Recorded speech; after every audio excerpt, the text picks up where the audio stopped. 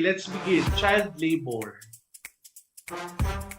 Definitely against, because children should have all the time to grow, to play, and to develop their minds and hearts. But work is not for them. Migration. Although I see the necessity of it, because I mean, for the Philippines, because we do not have enough work here.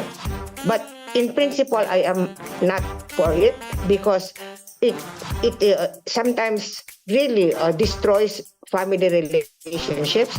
Uh, how can you imagine a family where husband and wife are separated?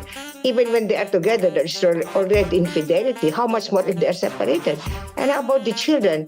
Suppose the two parents are abroad and they are with their grandmothers and grandfathers. There's a difference in the upbringing of grandfathers and grandmothers. It's different from how parents would actually bring up their children. So, in principle, I am against migration. I am for the government really providing work that is enough to support the families here in the Philippines. But in these present circumstances, I have to say that I understand why they have to go abroad in order to earn a living, and not only that, to have their families educated, etc. Diaspora. Because in some countries, it's because they are driven away by political or religious conflicts. So in that case, well, that is not their choice. But of course, there are some people who would choose to go and live anywhere else in Canada, etc., because they find, for example, in the Philippines, they find the life here very difficult because of the lack of jobs, etc. So, well, for me, migration is a phenomenon that is a reality in our world, and I think that the countries should receive them with charity, with generosity, and provide for them all what they would need, so that they will live a happy life here on earth, because they cannot find it in their own land.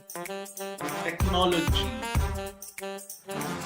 Oh, for me, technology is a product of the human brain, and I am very appreciative of everything that is achieved by the human brain. Now, of course, technology is neutral. You can use it for good or for bad. For example, for good, technology, all the media, etc., you can actually use that, like what you are doing now. You are using it for spreading good news, spreading intellectual entertainment, intellectual knowledge acquisition. But of course, there are also negative things. Technology can be used by anybody, also for bad reasons. One of them, an example, because I am now fighting against it, is OSAID, Online Sexual Exploitation and Abuse of Children. I have an organization called CGPH, Cyber Guardian Philippines, and we are fighting against this OSAID because, I'm sorry to say, the Philippines is actually the hub, the center of child online prostitution. How about Hamas in Gaza?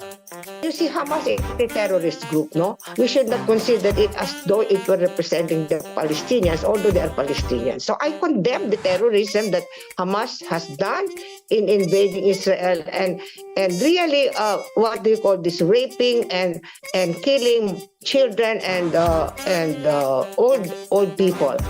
So I do not equate Hamas with the Palestinians. The Hamas is a terrorist organization, and Palestinians as such are not terrorists. On that note, Mother Mary John Mananzan, thank you very much. You are welcome.